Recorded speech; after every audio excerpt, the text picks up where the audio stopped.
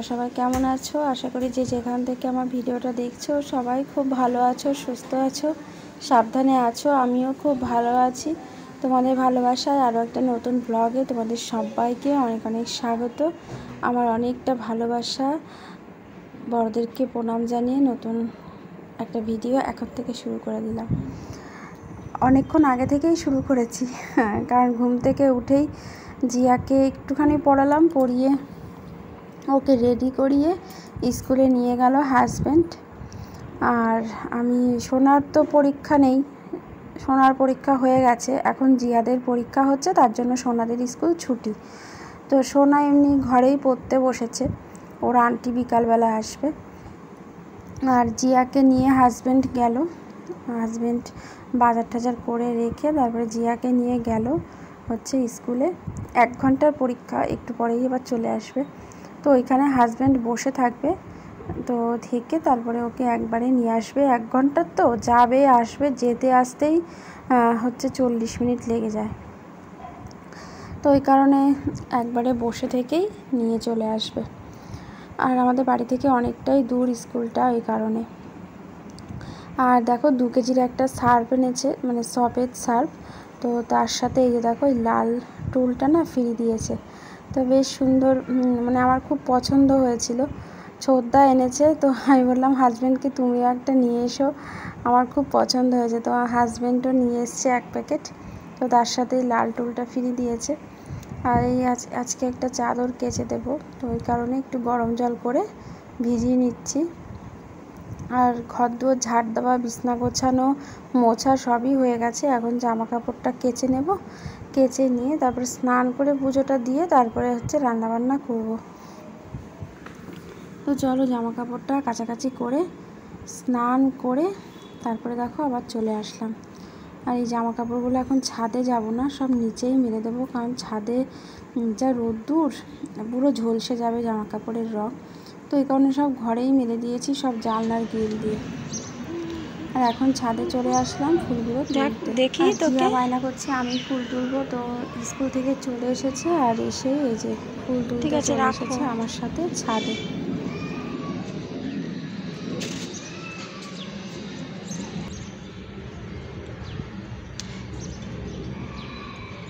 ওইটা হাতে পাবি না, ওইটা আমি তুলে দেবো ওখানে। এইগুলো তো, এগুলো কাছে আছে।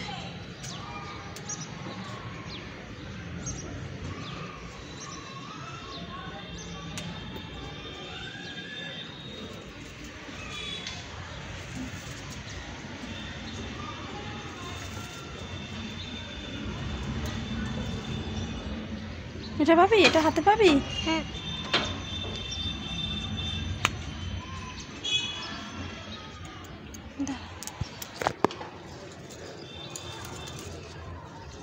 অনেকদিন পরে একটা নীলকণ্ঠ ফুল ফুটেছে।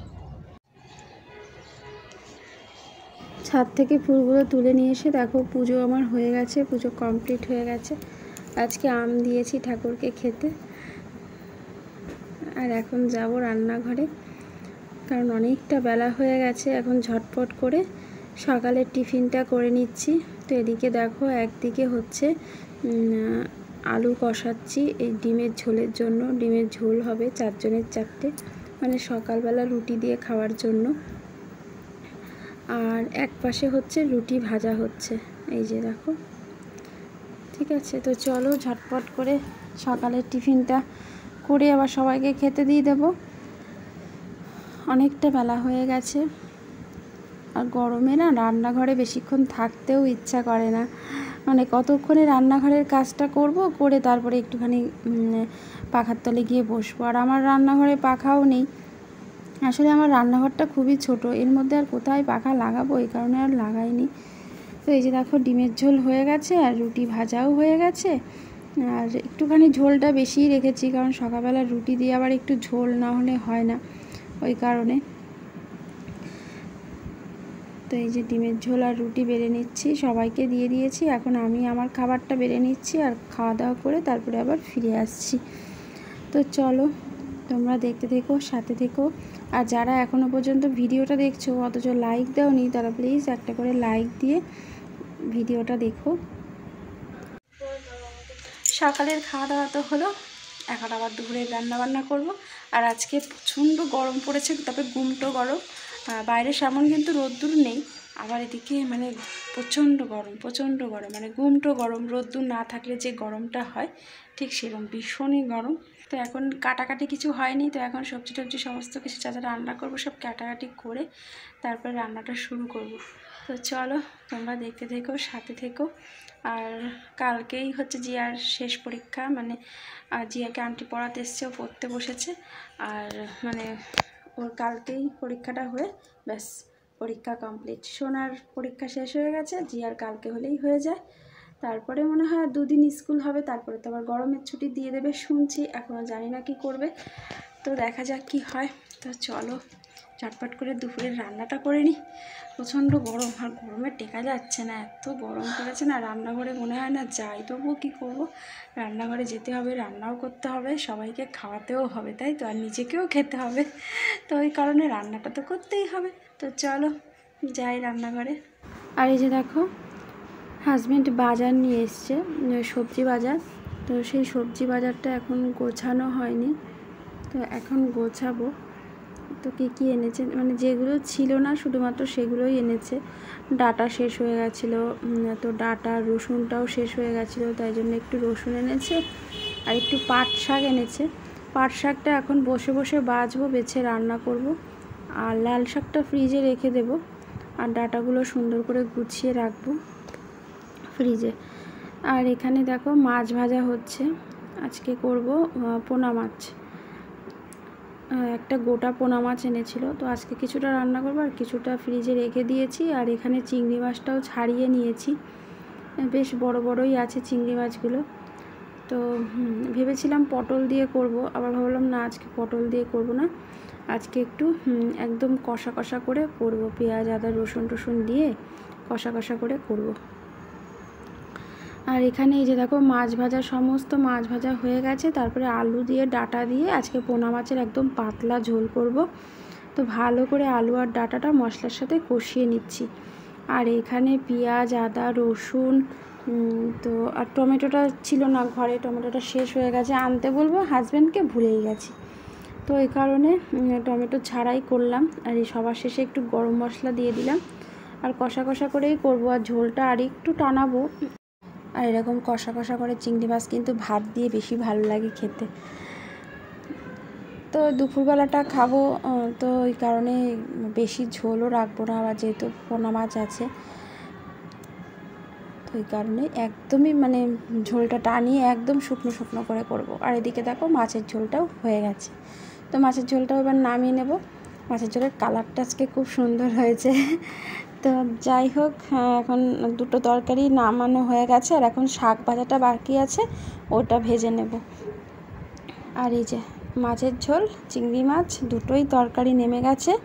এখন এই শাক ভাজাটুকু করলেই মোটামুটি রান্না হয়ে যায়। আর তারপরে বাসনটা মেজে নেব, মেজে নিয়ে হচ্ছে গ্যাসটা মুছে নেব। তো ঝটপট করে রান্নাঘরটা পরিষ্কার করে কতক্ষণে বেরোবো, রান্নাঘরে আসলেই সেটা মনে হয় যে আমি কতক্ষণে রান্নাঘরের কাজটা করে বেরোবো, যা গরম পড়েছে। তো রান্নাবান্না সব কমপ্লিট, আর এখন গ্যাসটা মুছে নিচ্ছি। আর বাসন কোসন সব মাজা হয়ে গেছে, রান্না করতে করতেই বেশ কিছু বাসন মেজে নিয়েছিলাম শাক ভাজাটা বসিয়ে দিয়ে। যেহেতু সব শেষে শাক ভাজাটা করলাম, তো লাস্টে একটা কড়াই ছিল সেটাও মেজে নিয়েছি, আর তারপরে গ্যাসটা মুছে নিচ্ছি। তো ঝটপট হয়ে গেল রান্না বান্না সমস্ত কাজ, সবজি টবজি গোছানো গাছানো সব কমপ্লিট হয়ে গেছে। তো যাই হোক বন্ধুরা, চলো এখন যাই ঘরে গিয়ে একটু বসি। তো বন্ধুরা এই যে খাওয়া দাওয়া করে বসলাম। মা জিয়ার ঘুম পাচ্ছে, তার জন্য এখন ঘুমাবে, কারণ আজকে সকাল সকাল উঠেছে, তাই তো ঘুম পাচ্ছে তো। হ্যাঁ, তো জিয়া আজকে বলে রেখেছে বিকালবেলা পার্কে নিয়ে যাব, তাড়াতাড়ি করে তাহলে ঘুমাবে, তাহলে নিয়ে যাব, ঠিক আছে, তাড়াতাড়ি করে ঘুমাবে তো। তো আজকে বলেছে মা পার্কে নিয়ে যাবে, আমি বলছি নিয়ে যাবো, তাড়াতাড়ি করে ঘুমাতেই তো দেরি করে, ঘুমাতে 4টে বেজে যায়, আর 5টার সময় তো উঠতে চায় না, আবার 6টার সময় আন্টি চলে আসে, 6:45-6টার সময়। তো 5টার সময় যদি উঠে যায় তাহলে আধ ঘন্টা 40 মিনিট কিন্তু পার্কের থেকে ঘুরেই আসতে পারে। কিন্তু ঘুমাতে দুই বোনে শুধু গল্প মারামারি এই সমস্ত করতে করতে ঘুম আস্তে আস্তে সেই 4টে বাজিয়ে ফেলে। তা যাই হোক, চলো তোমাদের সাথে আবার পরে দেখা হবে, তোমরা দেখতে থেকো।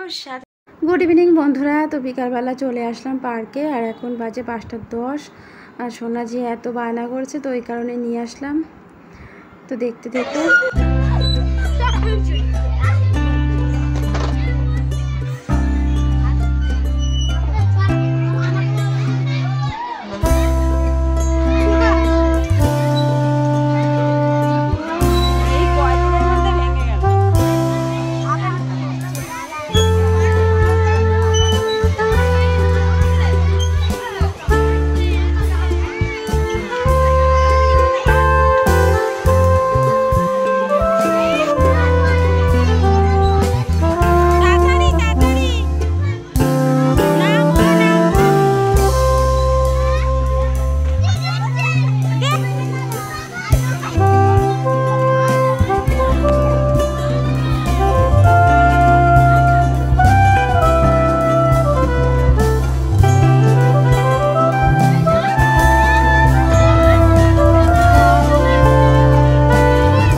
কোথাও গিয়েও শান্তি নেই। তো দেখো সোনা ঢেকির থেকে পড়ে গিয়ে কতটা পা কেটে নিয়েছে, আর এখন যাব ইঞ্জেকশন দিতে। তো ওকে নিয়ে টিটেনাসটা দিয়ে নিয়ে আসলাম, আর আসার সময় একটু সিঙ্গারা নিয়ে এসেছি, যে হাতে সন্ধ্যাবেলার টিফিনটা হয়ে যায় আর কিছু ঘরে করতে না হয়। তো আজকে ধনে পাতা নেই, তো পেঁয়াজ, চানাচুর, সর্ষের তেল, তারপরে মুড়ি মাখছি। একটা বাটিতেই বেশি করে নিয়েছি, আর একটা বাটিতে সবাই মিলে একসাথে বসে টিভি দেখবো, আর সবাই মিলে একসাথে খাবো। আর সোনার টিটেনাসটা দিয়ে নিয়ে আসলাম।